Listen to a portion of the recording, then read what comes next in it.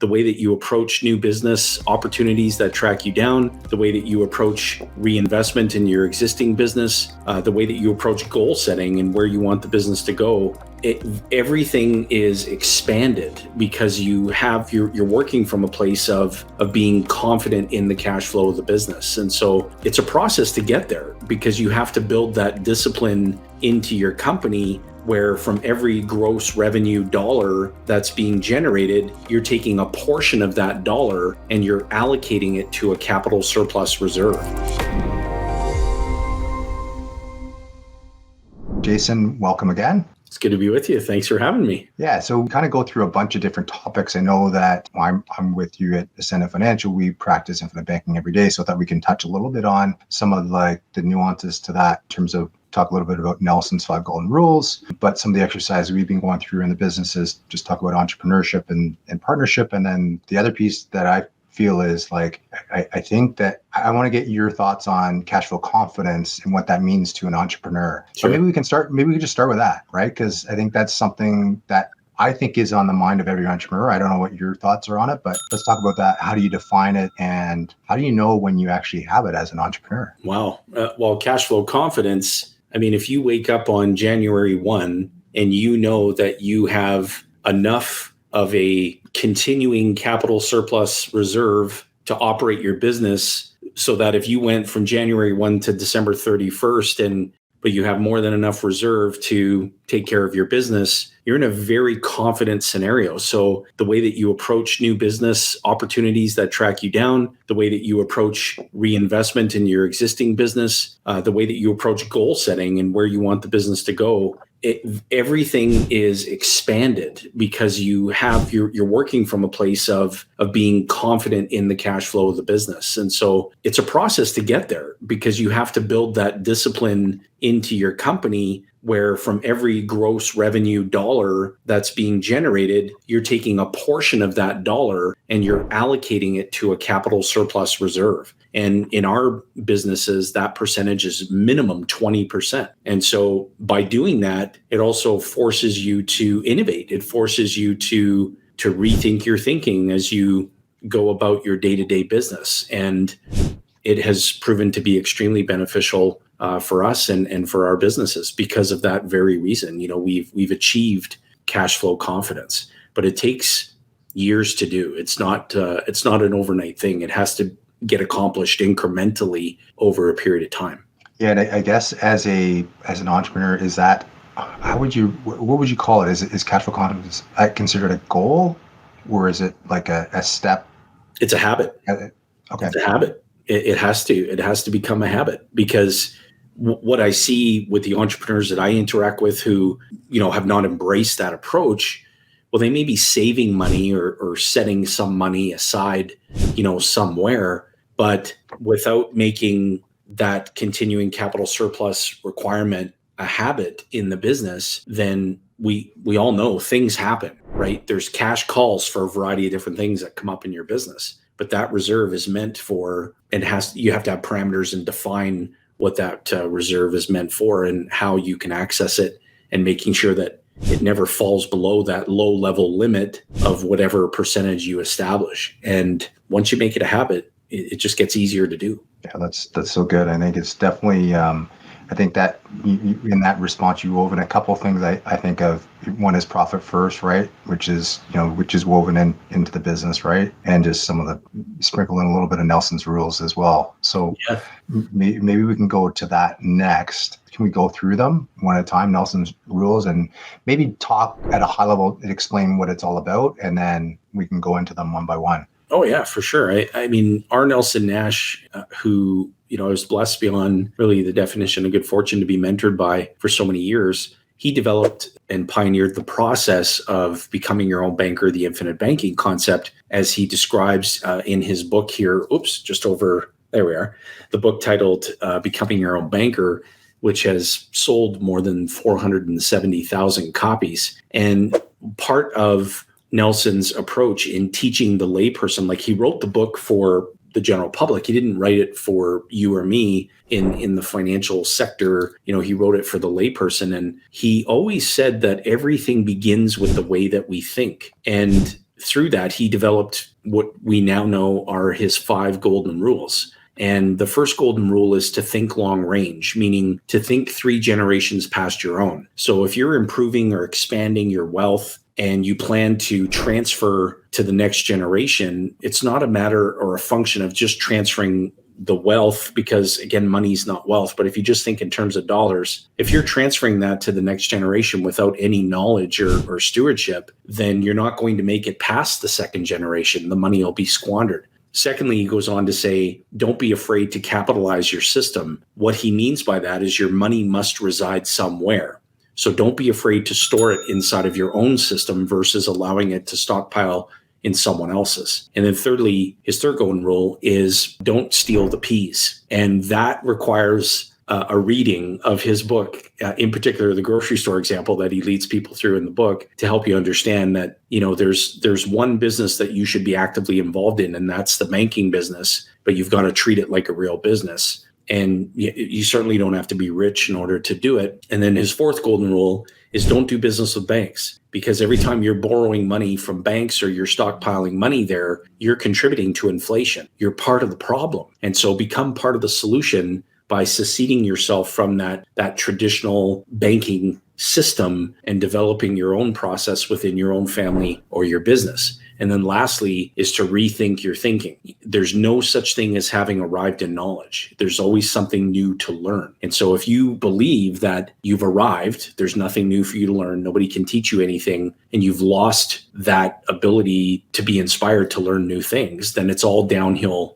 from here. So having a good understanding of his 5 golden rules comes from your exposure to the process, thinking about the fundamental truth that someone has to perform the banking function in your life as it relates to your needs, and that you should no longer be abdicating that responsibility to someone else. You should be taking that responsibility and performing that function for your own family or business. And once you do, you will accumulate wealth and, more importantly, keep it. Yeah, I think the rules, it obviously applies to banking and controlling that banking function. But I think of so many ways in everyday life where it can, not that banking is not everyday life, but think of my health, think of like all these different components of my life where those rules still apply, right? And going back to just running a business, right? Is like things like don't steal the peas, don't be afraid to capitalize, like pay yourself first, right? Before you pay anyone else, make sure that, because if you're not paying yourself first, then there is no business, right? So many entrepreneurs get themselves caught in, it could be payroll, it could be expenses, all these other things. And it takes away that cash flow confidence at the end of the day, right? If you don't build that habit. And I think all these rules apply directly into what we started the conversation with. Agreed. Let's get into and so I mean that kind of speaks to kind of this much of Nelson, right? And there's so much more that can be said. Maybe just before we continue on, can you just give a little plug to where someone can find more about Nelson himself? Oh, absolutely. I would encourage anyone watching this, listening to it, if you want to get a glimpse into the essence of just how amazing our Nelson Nash was, and just the revolutionary impact that he continues to have even after he passed away, just head on over to nelsonnashfilm.com. Again, that's nelsonnashfilm.com. And you'll be able to take in a 1-hour documentary film that I had commissioned on Nelson. And I hope that you enjoy it as much as we enjoyed creating it. You'll really get a sense of just how incredible this man was. Thanks, Jayson. And I was going to say, if you don't have an hour to watch this video, another option is to maybe read all the books that Nelson recommends in his book. That might take you a little bit longer, but some people like the YouTubes as well, right? If you head on over to the YouTubes and you search for our channel, The Banker's Vault. Again, that's The Banker's Vault. There is a treasure trove of resources about the concept. A number of different people, our teammates, including yourself, who share wisdom and knowledge about this process and the advantage and the positive impact that it can have on you.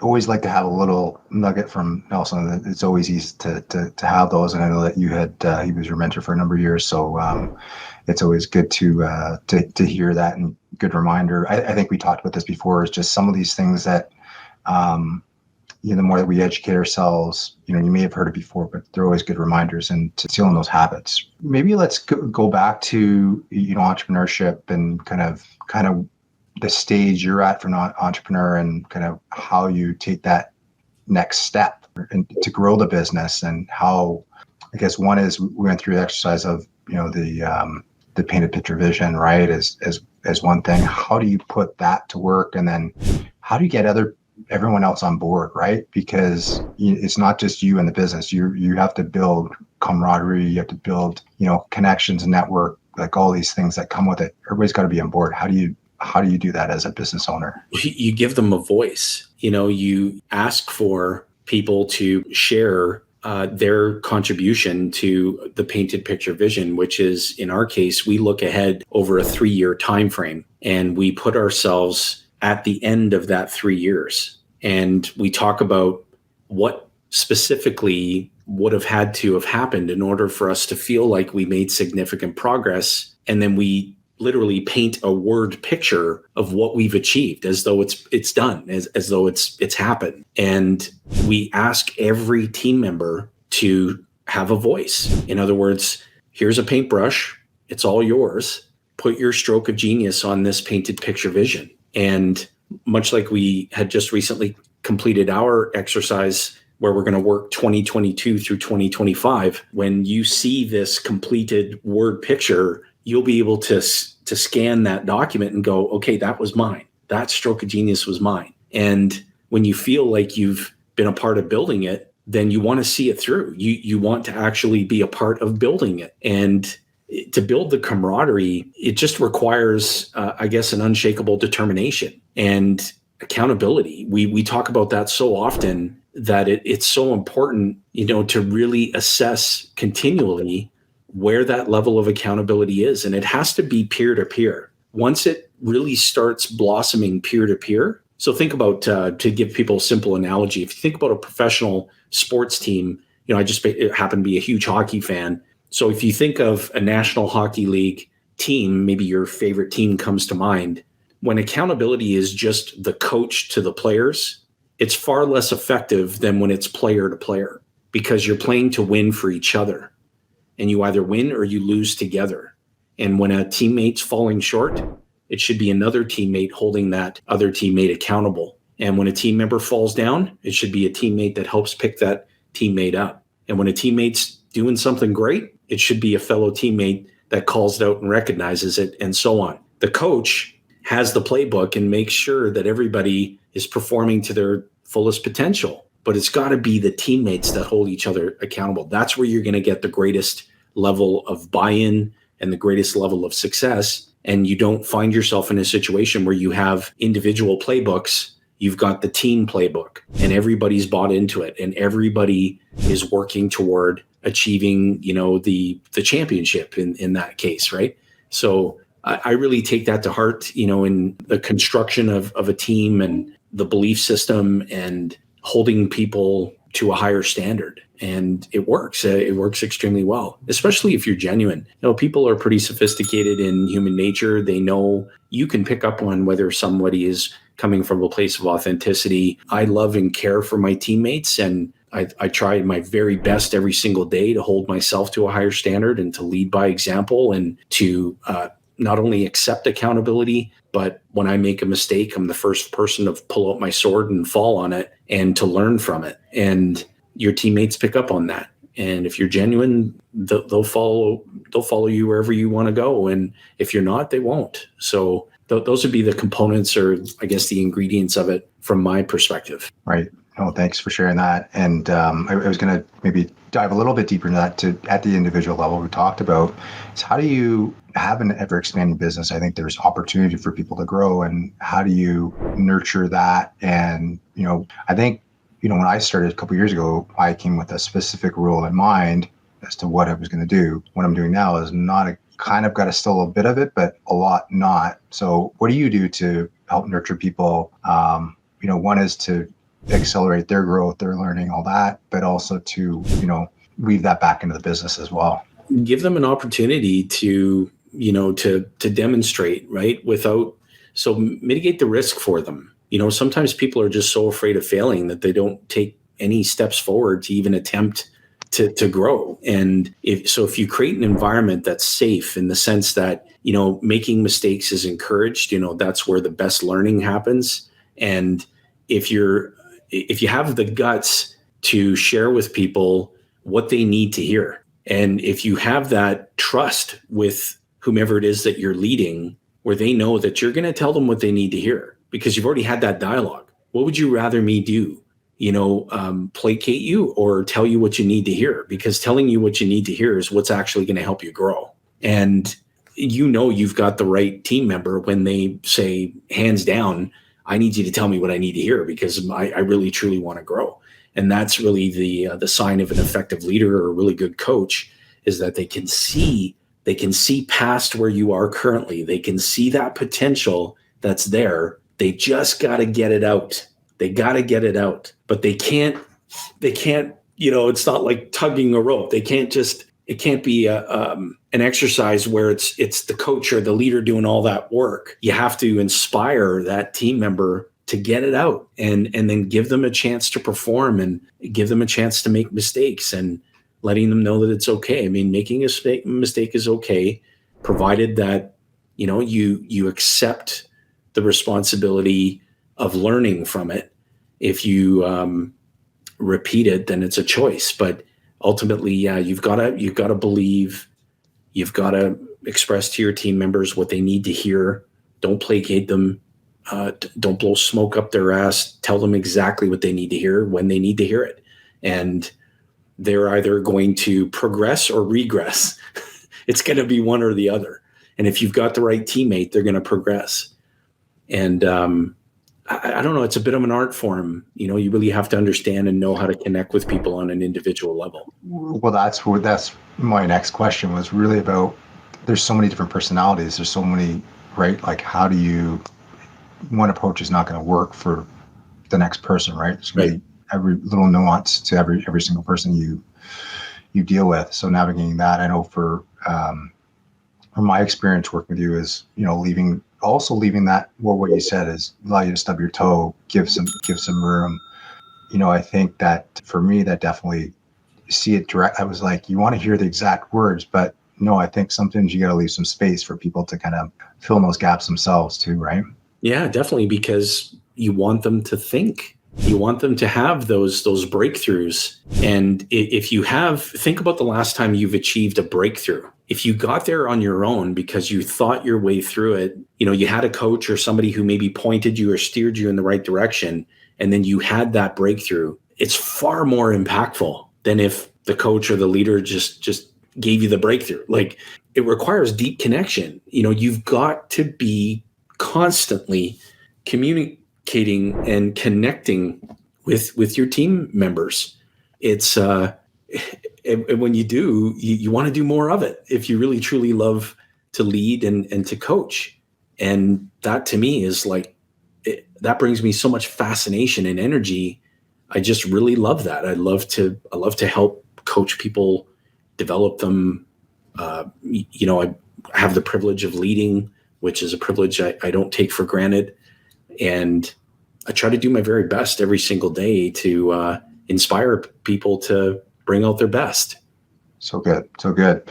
How can people get in touch with you? How can they find out more about what you do and how you serve Canadian families and entrepreneurs? Oh, wow. I would say, again, if you visit us on the YouTubes, we've got the Bankers Vault channel. We've got our podcast, Wealth Without Bay Street. Again, that's Wealth Without Bay Street, which is also uploaded on the YouTubes. Our website at ascendantfinancial.ca. Again, that's ascendantfinancial.ca.